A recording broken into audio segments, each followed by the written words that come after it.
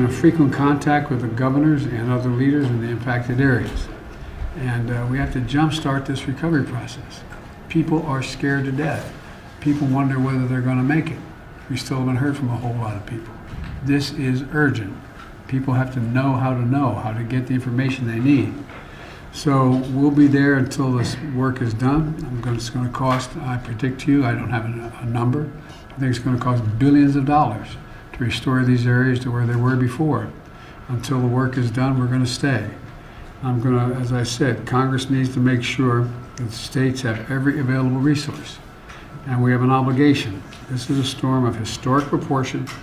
Nothing like this has happened in the region since the turn of the 20th century. I think the last was 1914, 1916, in that range.